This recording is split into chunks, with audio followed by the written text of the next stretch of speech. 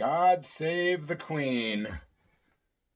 I'm back with another tale, this time about the Sex Pistols. Yep.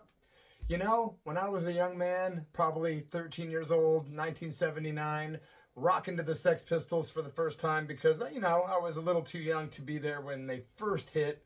But just a couple of years later, I went to Musicland at the Northwoods Mall in Peoria, Illinois. Got Nevermind the Bollocks, the vinyl by the Sex Pistols. And my life was never the same. It took a while for me to appreciate the Sex Pistols, but boy did I. Before I start the story, I want to shout out my good friend Marag Donnelly in Edinburgh, Scotland, for gifting me this wonderful shirt for my birthday recently in March. Marag, thank you so very much, and I really appreciate it very much. What a great friend. I am grateful to have so many good friends. Thanks to all of you, but today, thank you, Marag. So let's begin the journey. I never would have thought in a million years that I would see the Sex Pistols live. Never. We thought once Sid Vicious died, once the band broke up after their disastrous U.S. tour, in 78, they ended at the Winterland Ballroom in San Francisco. The last thing Johnny Rotten said before they broke up and walked their separate ways was, "Ever had the feeling you've been cheated?" It was just classic because that was the end, man. Steve Jones and Paul Cook went off to Brazil. Of course, Sid Vicious went off with Nancy, in New York City. And then Johnny Rotten, formed Public Image Limited, which he's still doing today. So we're going back to the date, August 18th, 1996, Milwaukee, Wisconsin, at the Eagles Ballroom. A load of us, like 2, 4, 6, maybe 8 or 10 of us got together and jumped in a van, and we all cruised up to Wisconsin from Peoria, Illinois. I got to say shout out to Lisa Leathers, who I believe drove us there. Lisa and John, at the time, they came. Kevin Beveridge from Bloody Mess and the Scabs, Sister Tracy, and a couple other friends. So we go up there, we're partying all the way, we're smoking and drinking and getting psyched up for the show. And, we had a sleazy hotel that we had booked to stay in after the, party was over at the end of the night or whatever. So we get to Milwaukee, we're all extremely excited. I know a lot of people are going to be there. The problem is I'm right in the middle of my outlaw country phase, so I'm wearing like a cowboy hat and all leather, but I'm wearing my cowboy gear. And I knew that somebody was going to give me crap, and boy, did I get some crap later. So me and Lisa and John and Tracy are walking up on the side of the Eagles building. This is before the show. And we literally heard some people walk by us saying, "I heard Bloody Mess is going to be here." And we all started giggling. We were like, what a trip, man. I didn't say anything to the people saying, "Hey, I'm him." But it was very bizarre to hear that. So that was kind of cool. Because I hadn't really been in the punk scene for a couple of years, and people knew I was coming, so it was wild. Well, I did hook up with members of 1096 and Beautiful Bert and his band, and it was amazing. It was like a reunion. Everybody was excited to see the Pistols. This place was utterly packed. I mean, it's a huge venue. You go upstairs, there's this mammoth stage. Downstairs, however, they had a second stage. So before the festivities upstairs, they had a lot of punk rock happening downstairs. Well, my friends, the great thing about it is my friends from 1096 and Beautiful Bert and his band both were on that stage that night performing.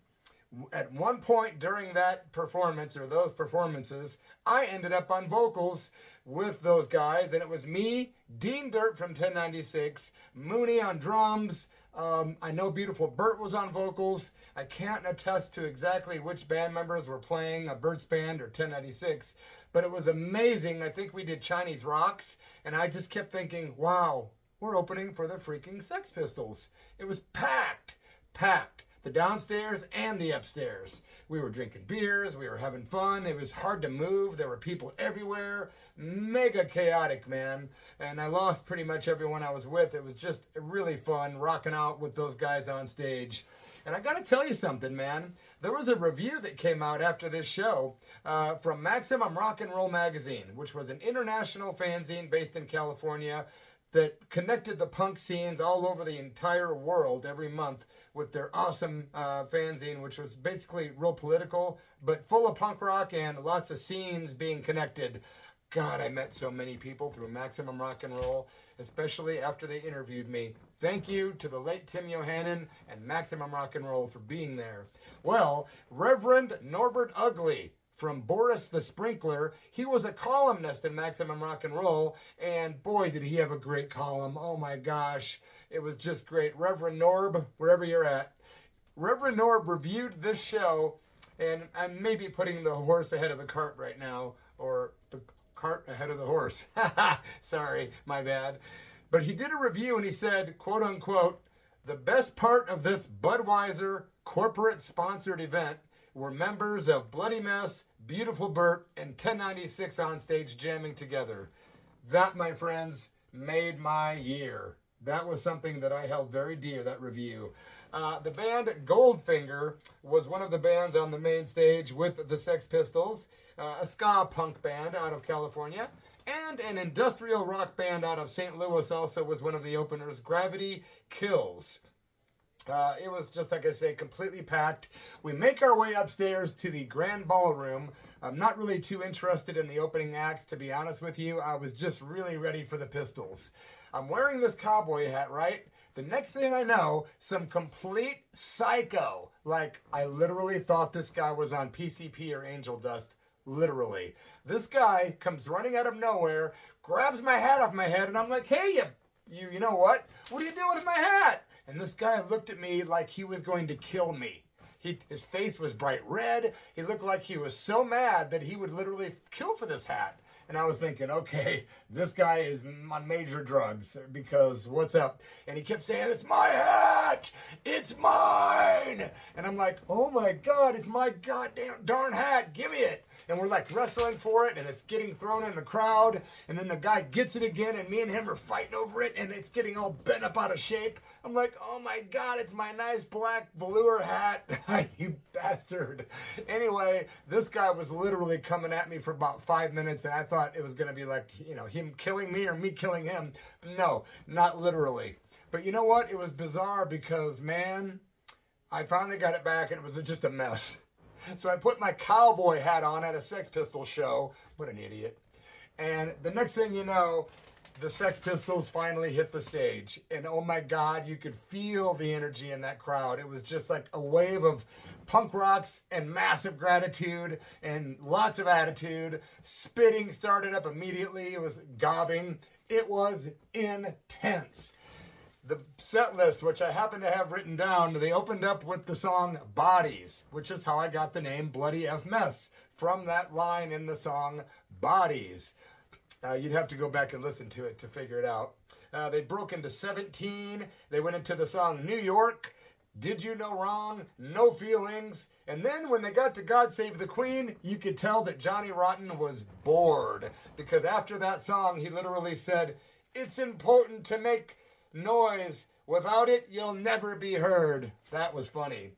But what wasn't funny was the next song, when they busted into the song Liar. About a minute into it, I saw a guy running from behind the drum set all the way up at full speed towards Johnny the Rotten, and he threw him off this stage that had a nice, 8-foot drop, maybe more. And I'm thinking, oh no, Johnny's going to have a broken neck. But you know what happened? That guy went down, it was like thud, and the band kept playing. Johnny Rotten somehow got back up within about a minute or two, dusted himself off, and he says into the mic, sorry about that, I just got winded. Ha ha ha, punk rock. So after that, they went into Satellite. They did Stepping Stone, of course, the old Monkees hit. Submission, Holidays in the Sun, Pretty Vacant, EMI, Anarchy in the UK. And they closed the show with my very favorite Sex Pistols song, Problems. Yep, no encore. Would you expect an encore from the Sex Pistols? Yeah, no.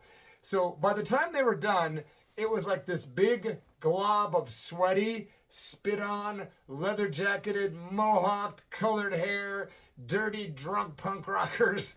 God, what other adjectives can I use?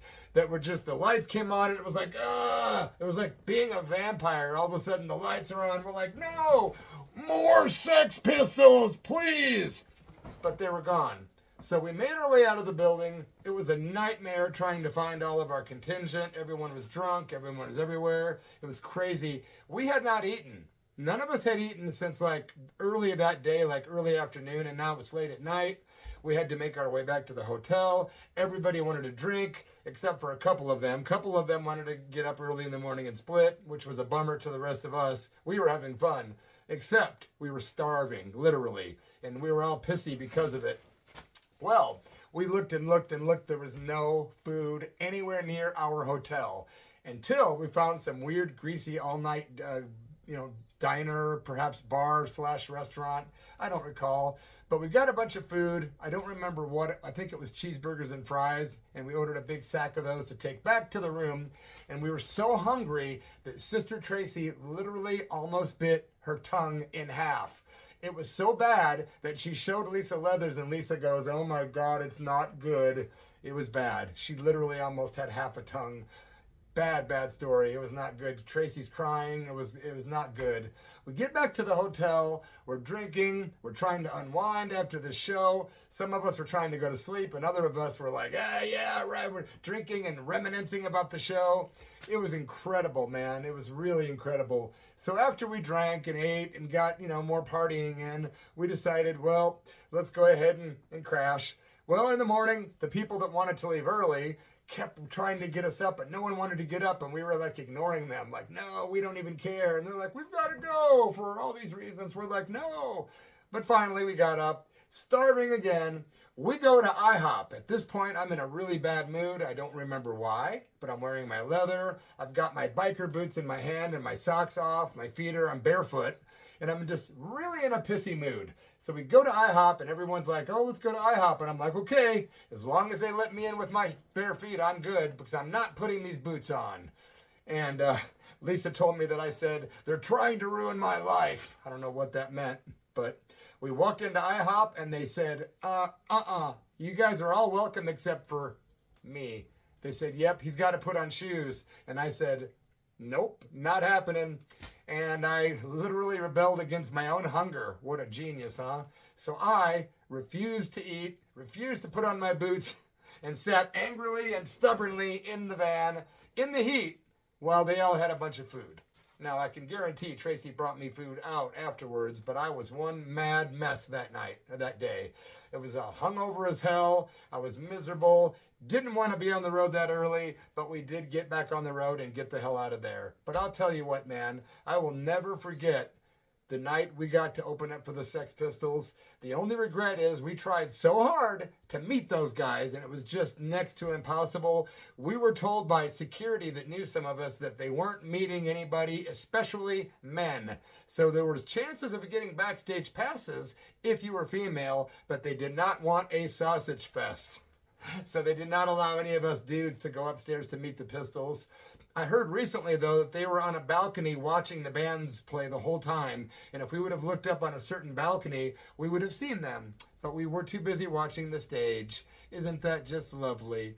My friends, thank you very much. Please subscribe, like, comment, because I'd love to comment back.